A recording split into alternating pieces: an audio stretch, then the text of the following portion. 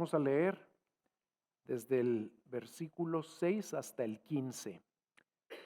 Ahora bien, hermanos, les mandamos en el nombre de nuestro Señor Jesucristo que se aparten de todo hermano que ande desordenadamente y no según la doctrina que ustedes recibieron de nosotros. Pues ustedes mismos saben cómo deben seguir nuestro ejemplo, porque no obramos de manera indisciplinada entre ustedes, ni comimos de balde el pan de nadie, sino que con dificultad y fatiga trabajamos día y noche a fin de no ser carga a ninguno de ustedes. No porque no tengamos derecho a ello, sino para ofrecernos como modelo a ustedes, a fin de que sigan nuestro ejemplo.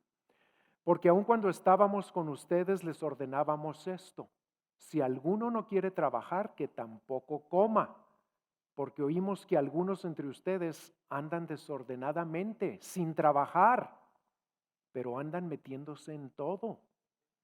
A tales personas les ordenamos y exhortamos en el Señor Jesucristo que trabajando tranquilamente coman su propio pan. Pero ustedes, hermanos, no se cansen de hacer el bien. Y si alguien no obedece a nuestra enseñanza en esta carta, señalen al tal y no se asocien con él, para que se avergüence. Sin embargo, no lo tengan por enemigo, sino amonéstenlo como a un hermano. Pablo inicia este pasaje hablando de medidas drásticas que eran necesarias para un problema que también era drástico. Y el pasaje empieza con una instrucción precisa que Dios le da por medio de Pablo a toda la iglesia en Tesalónica, en el versículo 6.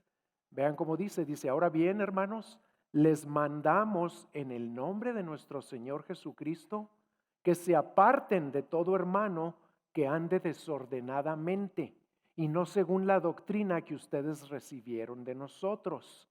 Lo primero que debemos notar es que lo que Dios les comunica aquí no es una sugerencia, no es algo opcional que la iglesia podía decidir hacer o no hacer, sino que es un claro mandamiento. Por eso Pablo les dice, les mandamos. Y este verbo mandar se usa en aquellos textos donde una persona con autoridad da órdenes, como lo hizo muchas veces el Señor Jesucristo. Por ejemplo, no lo abran en Lucas 8:29, donde dice, porque él mandaba al espíritu inmundo que saliera del hombre. Y en nuestro texto, aquí en el versículo 6, la autoridad detrás del mandamiento no es la autoridad propia del apóstol Pablo, sino que es más bien la autoridad del Señor Jesucristo mismo. Por eso Pablo no solo les escribe, les mandamos, sino les mandamos en el nombre de nuestro Señor Jesucristo. Y recuerden que ese nombre es sobre todo nombre. Ese nombre es el nombre ante el cual se doblará toda rodilla de los que están en los cielos y en la tierra y debajo de la tierra, y toda lengua confesará que Jesucristo es Rey y Señor para gloria de Dios Padre. Ahora, el Espíritu Santo consideró necesario dirigir a Pablo a usar lenguaje muy preciso y muy impregnado de autoridad, porque el mandamiento que les estaba dando era bastante drástico. Les estaba ordenando a todos en la congregación que se aparten de todo hermano que ande desordenadamente y no según la doctrina que recibieron de nosotros. Y lo que les está mandando es que no tengan comunión o relación o contacto social con aquellos miembros de la iglesia que eran hermanos o hermanas en la fe que andaban desordenadamente, que vivían de una manera contraria a la enseñanza que recibieron de los apóstoles. Y como esa enseñanza o esa doctrina era realmente la palabra de Dios, eso quiere decir que esas personas estaban viviendo en abierta rebelión, en franca desobediencia a lo que Dios mismo les mandaba hacer. Y como veremos en unos momentos, el resto de este pasaje nos aclara que a las personas que Pablo se refiere específicamente, los hermanos o hermanas de los que el resto de la iglesia se tenían que apartar, eran aquellos miembros que persistían en no querer trabajar, en vivir como ociosos en lugar de trabajar para ganarse su pan diario conforme a la voluntad de Dios. Y aunque a primera vista este mandamiento nos puede parecer demasiado drástico o duro, en realidad no lo es, hermanos. ¿Saben por qué? Porque es congruente y es apropiado para tratar con un pecado y con sus implicaciones que también son muy drásticas, muy severas. Los ociosos vivían desordenadamente porque vivían de una manera contraria al orden establecido por Dios para el ser humano cuando lo creó a su imagen y semejanza. ¿Y cuál era ese orden? ¿Cuál era ese diseño divino? Dios nos creó para trabajar. El problema es que muchos creyentes tienen una idea equivocada y una actitud errónea en cuanto al trabajo, porque ¿saben qué piensan? Piensan que el trabajo es consecuencia de la caída del hombre, que es algo malo que vino a nuestra vida por culpa de Adán y de Eva. Pero eso no es lo que dice la Biblia. Les voy a demostrar por medio de la palabra que el trabajo era, es y siempre ha sido y será parte del diseño original, del plan perfecto de Dios para nuestra vida aquí en la tierra. Les voy a llevar primero a Génesis 2:15. Vayan ahí conmigo y vamos a leer un pasaje que es de antes de la caída, porque la caída ocurrió en el capítulo 3. Vean lo que Dios declaró, lo que Dios decretó para el hombre cuando todo era perfecto. Todavía no entraba el pecado a este mundo. Y en esas condiciones, en Génesis 2:15, el Señor Dios tomó al hombre y lo puso en el huerto del Edén para que lo cultivara y lo cuidara. El diseño perfecto de Dios para el hombre incluía el trabajo, que aquí consiste en cultivar y en cuidar el huerto del Edén. Y ahora vamos a un pasaje después de la caída. Vamos a ver qué dice Dios cuando el pecado ya había arruinado algunos aspectos, aunque no todos, del plan original de Dios para la humanidad. Y veamos qué declara el Señor acerca del trabajo del hombre en Génesis 3:23. Ahí dice, y el Señor Dios lo echó del huerto del Edén. Eso sí es una consecuencia de la caída. Pero ¿para qué lo echó del huerto del Edén? Para que labrara la tierra de la cual fue tomado. El diseño original no cambió. El Señor decretó que el hombre tenía que trabajar antes de la caída y decretó que tenía que seguir trabajando después de la caída. ¿Saben qué es lo único que cambió? Lo único que cambió fueron las condiciones en las que el hombre iba a trabajar. Porque después de la caída, obviamente, el trabajo iba a ser más difícil. Y eso está en Génesis 3:17. Ahí dice, entonces el Señor dijo a Adán, por cuanto has escuchado la voz de tu mujer y has comido del árbol del cual te ordené diciendo, no comerás de él, maldita será la tierra por tu causa. Con trabajo o con dolor, quiere decir ahí, comerás de ella todos los días de tu vida. Y ahí también en ese capítulo 3 de Génesis dice que ahora iba a haber espinas en la tierra, en el campo, y el hombre iba a tener que sudar para ganarse su pan. Las condiciones se volvieron más duras, pero el propósito original de Dios para con el hombre no cambió. Y noten también que este mandamiento que les da Pablo de apartarse de los que no querían trabajar está dirigido a toda la iglesia, no nada más a los pastores o a los líderes, porque todos como iglesia tenemos la responsabilidad de aplicar las acciones disciplinarias que Dios nos manda. ¿Saben para qué? Pues con el fin de ayudar a los que se han desviado del camino, a que retomen el rumbo correcto. La comunidad entera, que es la iglesia, somos responsables de hacer lo que sea necesario para contribuir a que todos sus miembros vivan en armonía con las directrices o las doctrinas o los mandamientos de la palabra de Dios. Y ahora podemos entender mejor por qué Dios le ordena a la iglesia en Tesalónica, y de hecho a toda iglesia, en todo lugar y en todo tiempo, tomar medidas tan drásticas para con aquellos que no quieren trabajar. ¿Por qué? Pues porque es una transgresión muy grave. Es una ofensa a Dios muy significativa, porque distorsiona aún más de lo que el pecado original ya la ha distorsionado, la imagen de Dios en cada uno de nosotros. Eso es lo que sucede cuando alguien no quiere trabajar. Y además de que distorsiona la imagen de Dios, lo cual es muy grave, ¿saben también qué implica el no querer trabajar? Una arrogancia tremenda, porque el que no quiere trabajar, que es el plan perfecto de Dios para todo ser humano, es como si le estuviera diciendo a Dios: yo tengo un plan mejor que el tuyo y no voy a obedecer tu plan, voy a obedecer el mío. Así de grave era la actitud de estas personas. Y yo les pregunto a ustedes, hermanos, ¿cuál es tu postura? ¿Cuál es tu actitud hacia tu trabajo, hacia el trabajo en general y hacia tu actual vocación u ocupación? ¿Ves realmente tu trabajo y todo lo que conlleva como una bendición de Dios?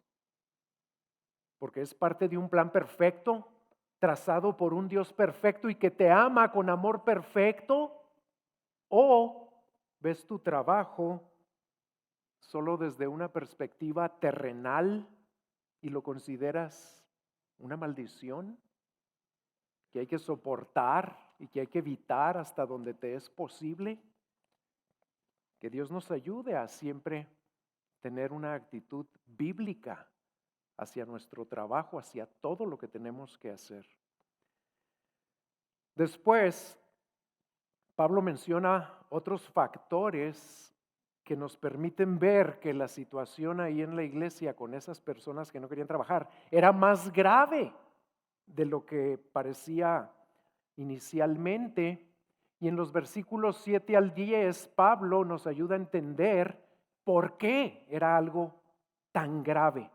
Ahí nos dice Pablo varias veces y de diversas maneras cómo fue que él y sus colaboradores que les predicaron el evangelio a los tesalonicenses también les habían transmitido y les habían enseñado con toda claridad cuál era la voluntad de Dios con respecto al trabajo. ¿Y saben cuál fue una de las maneras en las que Pablo se los enseñó? Por medio de su ejemplo. Vean cómo lo dice ahí en los versículos 7 y 8. Dice: pues ustedes mismos saben cómo deben seguir nuestro ejemplo, porque no obramos de manera indisciplinada o desordenada entre ustedes, ni comimos de balde el pan de nadie, sino que con dificultad y fatiga, como leímos en Génesis que ahora iba a ser el trabajo, pero no por eso debemos dejar de hacerlo. Dice Pablo: con dificultad y fatiga trabajamos día y noche a fin de no ser carga a ninguno de ustedes. Pablo y sus compañeros les enseñaron a los tesalonicenses cuál era la voluntad de Dios en cuanto al trabajo, y no solo verbalmente, como lo vamos a ver en un momento, sino a través de su ejemplo, lo cual en aquellos tiempos era una manera muy común de enseñarle a otros cómo vivir. Y los tesalonicenses tenían bien claro que debían seguir el ejemplo de Pablo y de los apóstoles. Por eso Pablo les dice ahí: ustedes mismos saben, ya saben cómo deben seguir nuestro ejemplo. Y el ejemplo que debían imitar era no ser indisciplinados, no vivir de una manera desordenada. Y esa palabra se usaba para describir a aquellos que no cumplen sus obligaciones. Y la obligación a la que Pablo se refiere es a trabajar para ganarse el pan diario. lo cual él y sus compañeros hicieron todo el tiempo que estuvieron ahí. Y eso fue lo que les permitió no comer de balde el pan de nadie, o sea, pagar por sus alimentos con lo que obtenían como resultado de su trabajo. La Nueva Versión Internacional lo dice de esta manera, dice: nosotros no vivimos como ociosos entre ustedes, ni comimos el pan de nadie sin pagarlo. Ellos trabajaban para pagar por sus alimentos. Y la razón por la que Pablo y sus compañeros trabajaron duro para ganarse su pan era a fin de no ser carga a ninguno ahí en Tesalónica, a pesar de que tenían el derecho a recibir apoyo económico de parte de aquellos a quienes les estaban comunicando el evangelio. ¿Y por qué tenían derecho a recibir ayuda económica? Porque así lo estableció Jesucristo mismo. Vean cómo lo dice en 1 Corintios 9:14. Ahí escribió esto Pablo: así también ordenó el Señor que los que proclaman el evangelio vivan del evangelio. Pablo tenía derecho a que lo apoyaran económicamente con su sustento mientras les predicaba el evangelio, pero no quiso usar ese derecho para ser un ejemplo para ellos en trabajar duro.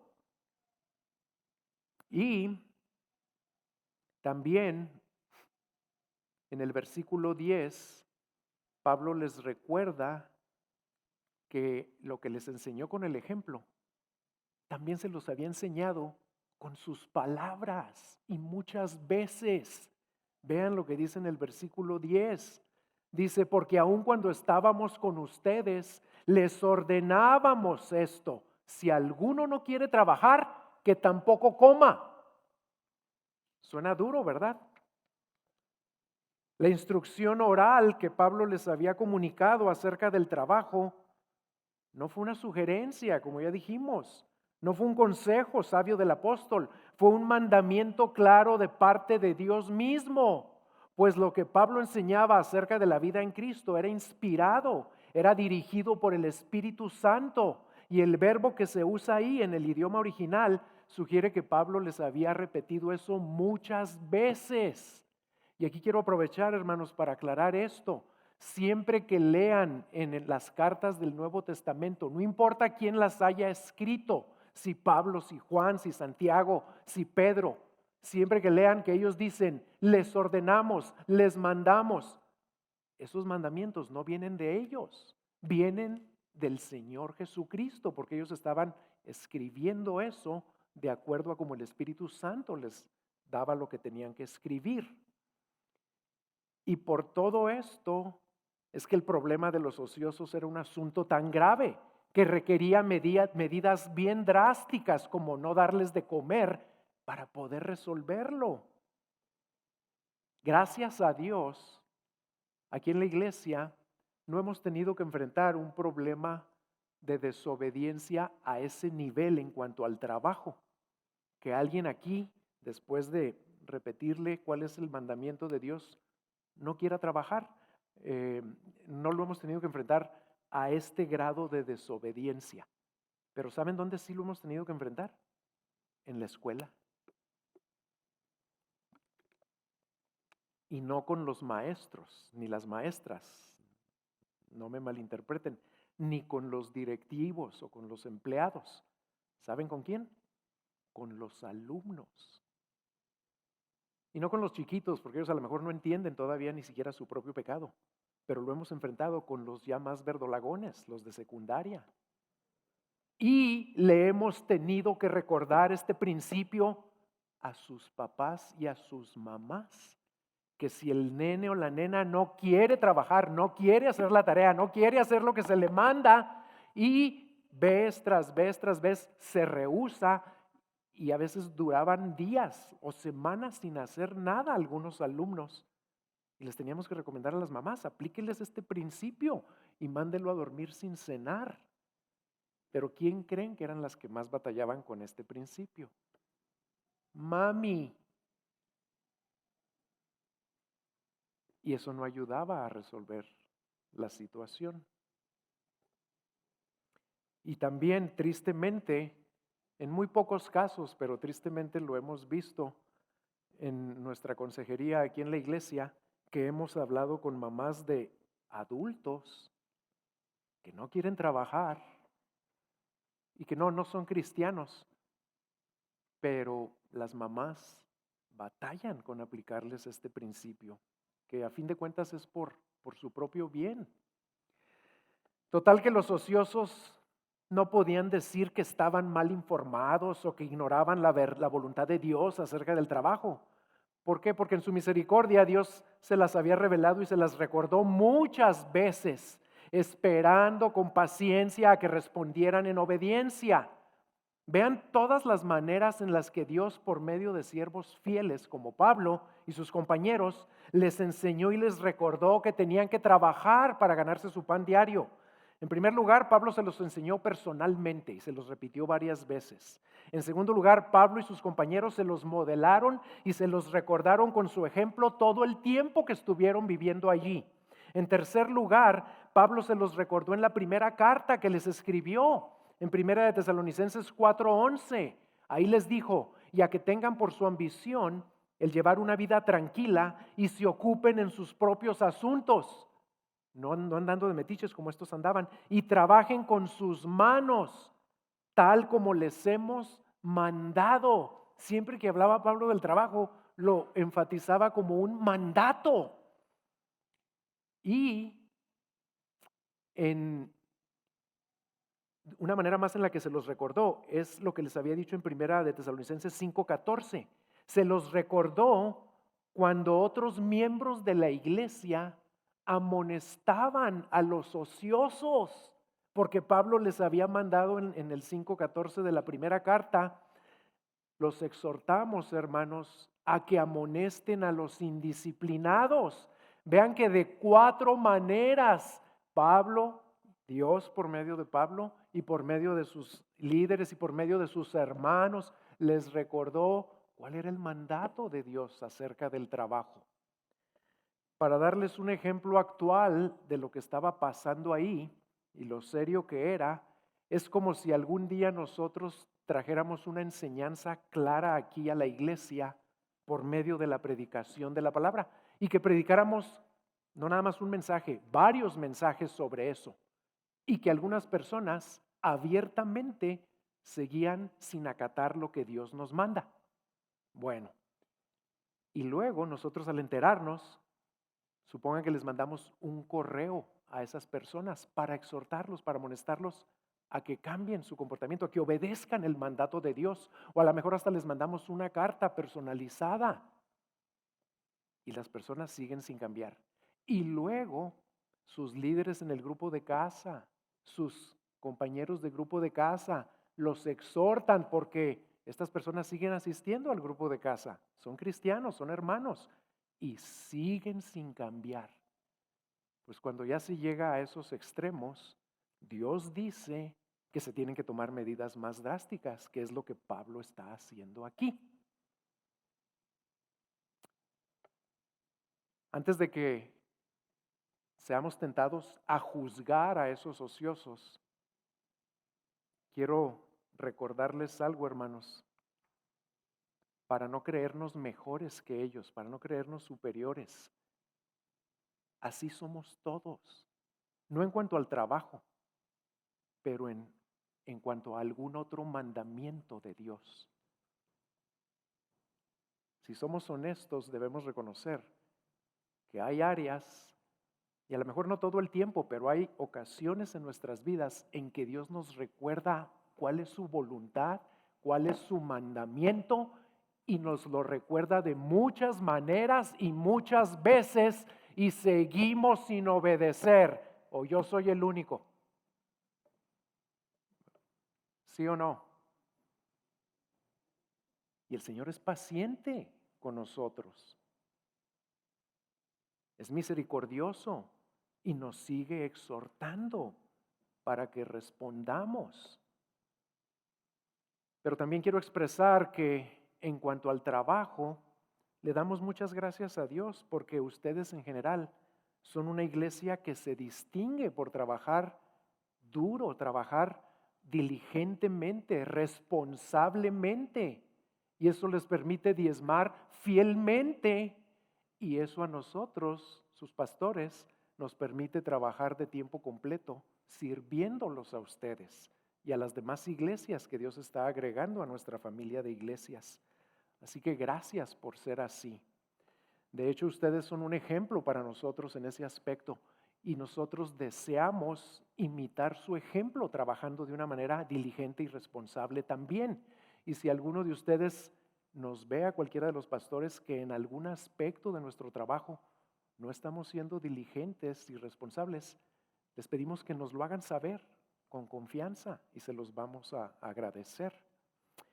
¿Y saben cuál es el problema que vemos a veces entre algunos aquí en la iglesia? Y también es algo por lo que le damos gracias a Dios, que aquí en lugar de que la gente no quiera trabajar, sucede muchas veces lo opuesto. Hay muchos que trabajan muy duro y trabajan de más, que tampoco se debe exagerar ahí, ¿verdad? Pero eso es tema para otra ocasión.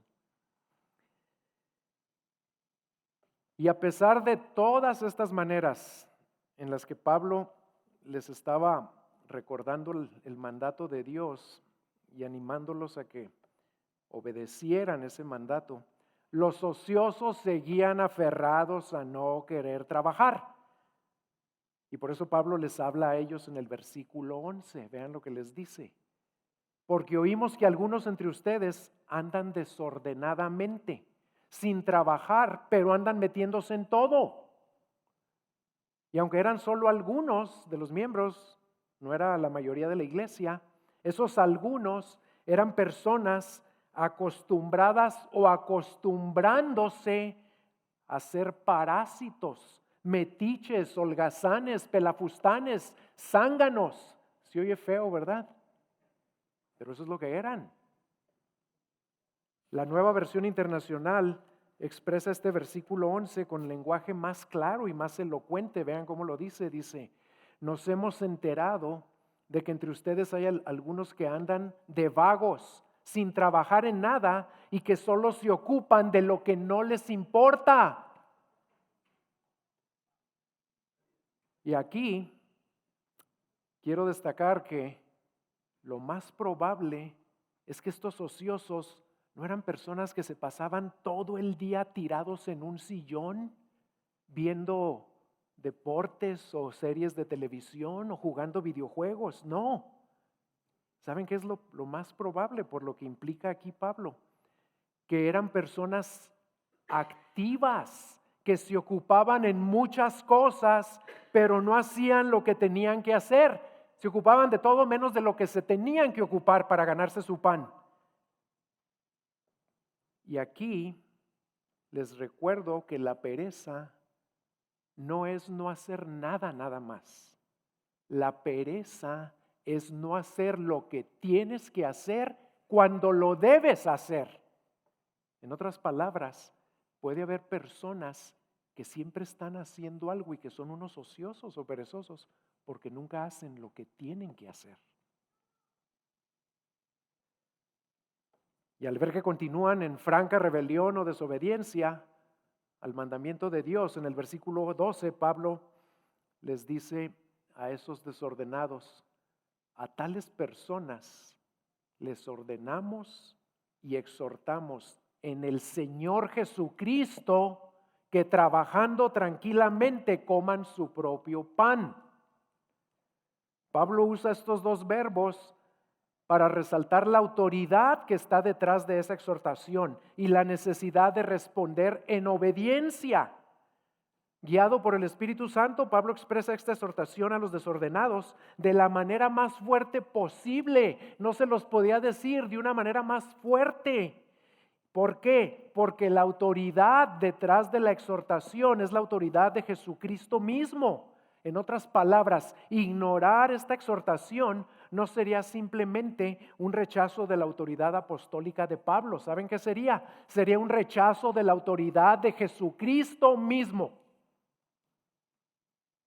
Y sería un ejemplo de lo que Pablo ya les había escrito a ellos en la primera carta, en el capítulo 4, versículo 8. Vean qué tremendo. Por tanto, el que rechaza esto no rechaza a un hombre, sino al Dios que les da a ustedes su Espíritu Santo. Eso estaban haciendo los ociosos al no querer trabajar. La exhortación es dura, pero es fácil de entender. No se les estaba pidiendo hacer algo muy complicado. Simplemente que tranquilamente se pongan a trabajar para ganarse la vida, así lo dice la Nueva Versión Internacional. En lugar de ser como aquellas personas que describió un filósofo de la antigüedad y que si ya las había en aquellos tiempos, ahorita hay más de esas. Y no nomás porque aumentó la población. Fíjense cómo eran esas personas, dice, son siempre inquietas, rondando los lugares de mercadeo, los teatros, los tribunales, toda asamblea o reunión de hombres, que nunca dejan de hablar, mezclando lo verdadero con lo falso, lo digno con lo indigno, lo santo con lo profano, porque no han aprendido a guardar ese silencio oportuno que es tan excelente. ¿Y saben qué me recuerda eso? A políticos de nuestros días.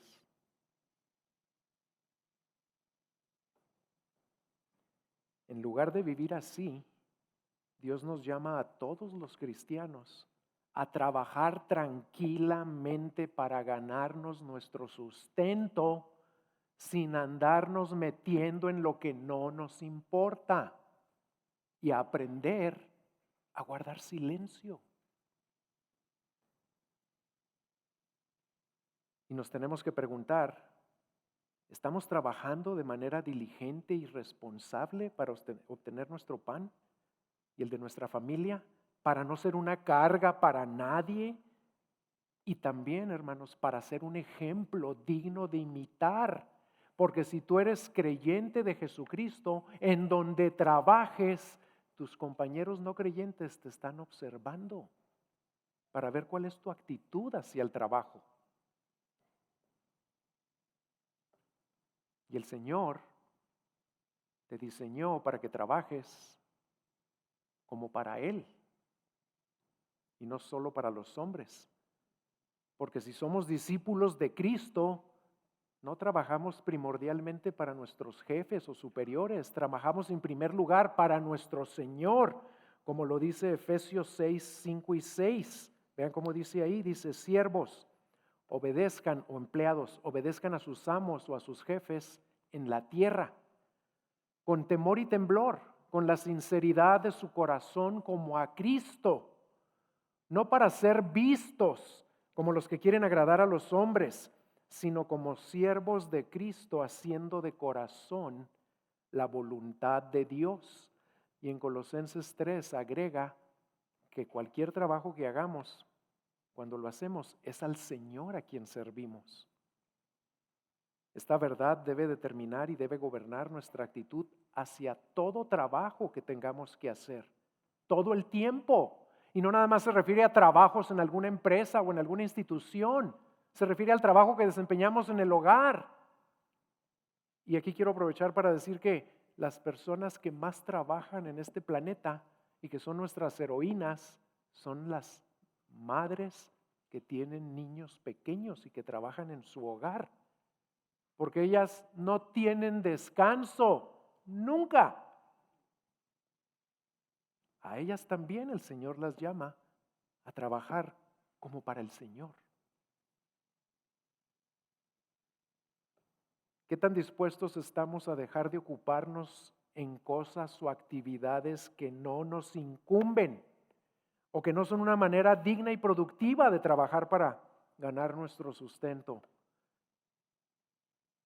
Porque todos, hermanos, todos perdemos tiempo ocupándonos o distrayéndonos con cosas que no deberíamos distraernos.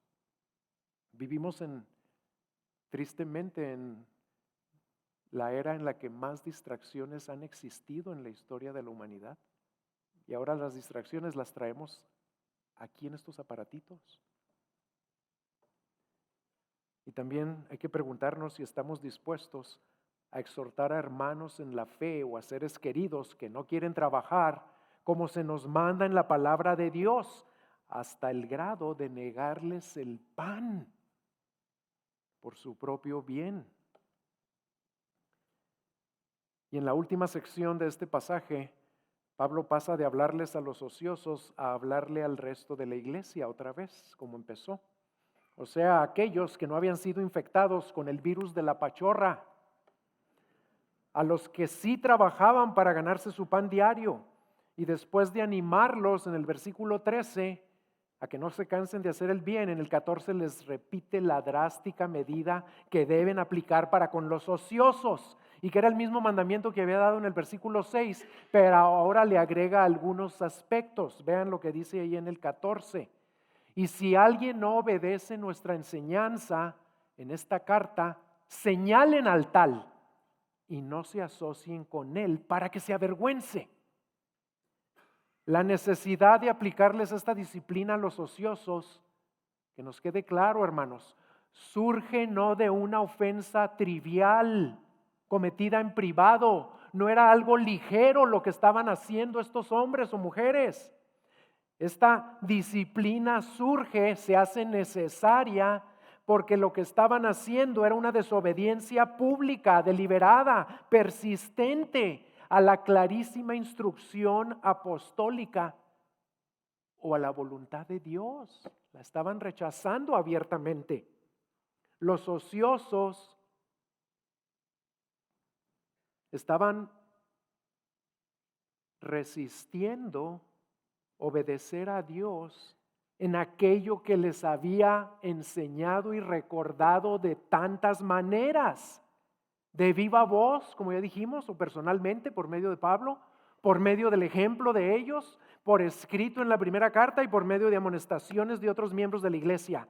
Por lo tanto, como los ociosos seguían obstinados en no obedecer el claro mandato de Dios, Pablo, guiado por el Espíritu Santo, le ordena al resto de la iglesia a tomar medidas más drásticas para con esas personas y les da dos instrucciones específicas. Fíjense lo que les dice.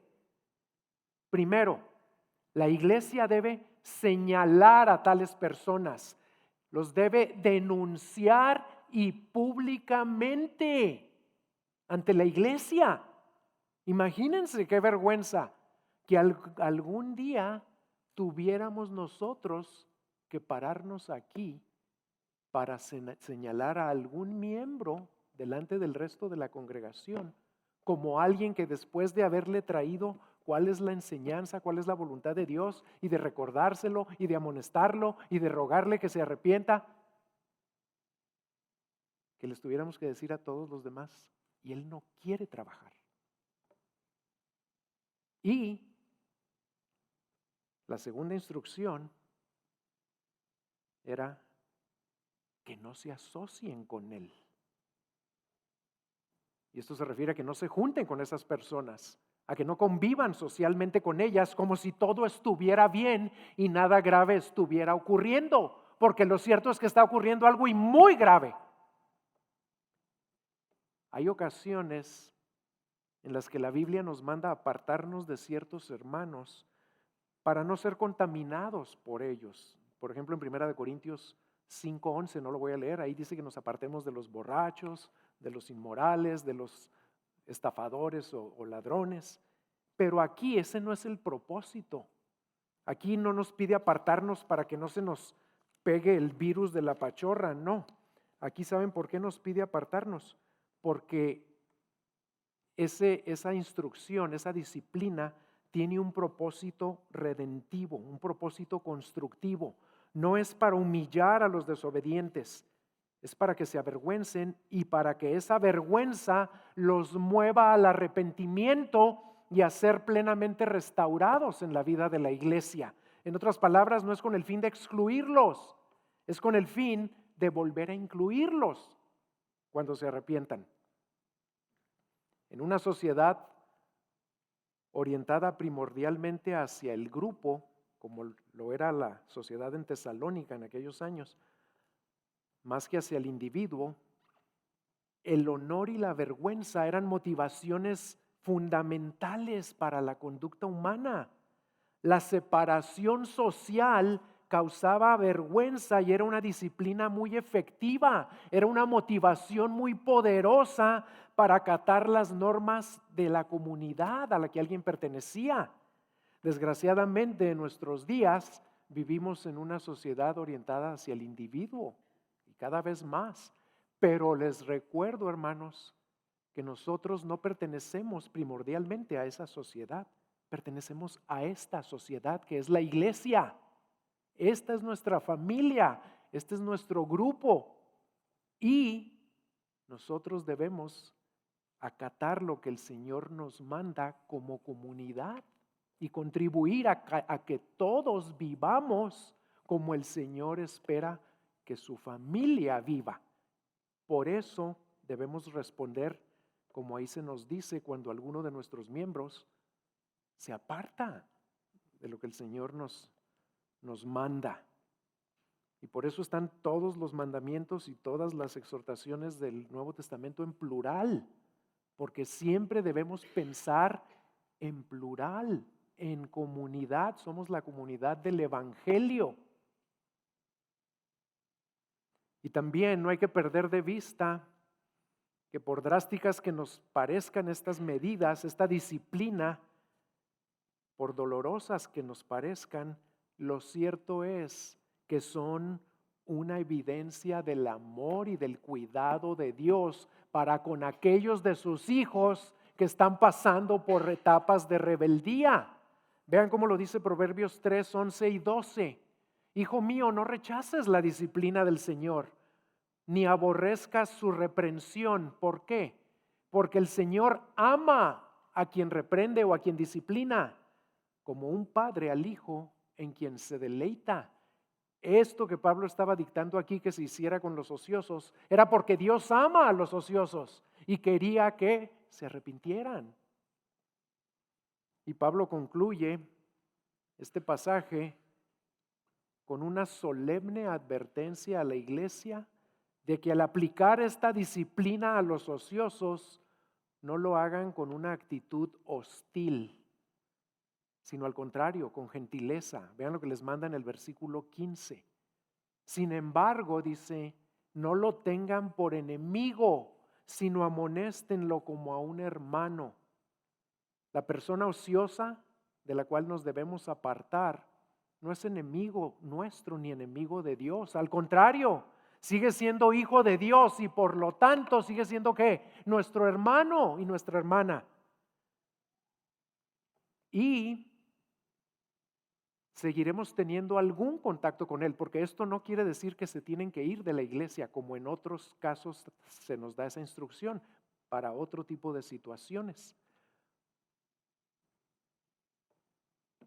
Aquí, como dice que lo tenemos que amonestar, quiere decir que vamos a tener cierto contacto todavía con ellos. Pueden venir a la iglesia o nos lo podemos encontrar en la tienda o en algún otro lugar, y siempre con el propósito de amonestarlo para que responda en obediencia al Señor. Con la actitud que se nos manda en Gálatas 6:1, en un espíritu de mansedumbre, mirándote a ti mismo, no sea que tú también seas tentado. Vamos a orar, hermanos.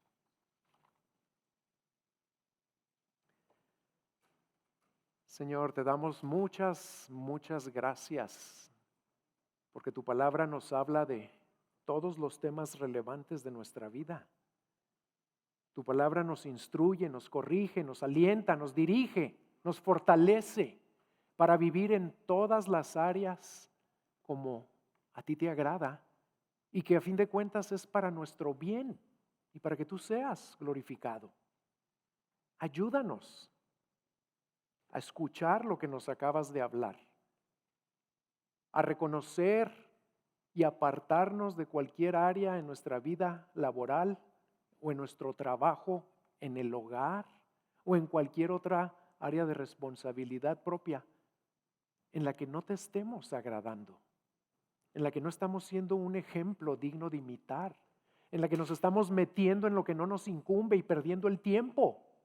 Ayúdanos a ser trabajadores ejemplares, que trabajamos como para el Señor y no para los hombres, haciendo de corazón nuestro mejor esfuerzo para que tú seas glorificado. Ayúdanos, Señor, a vivir de esta manera porque te amamos y porque queremos reflejar al Dios que nos creó de la manera más fiel posible para que su imagen se vea en nuestras vidas. Te lo pedimos en el nombre de Jesucristo. Amén.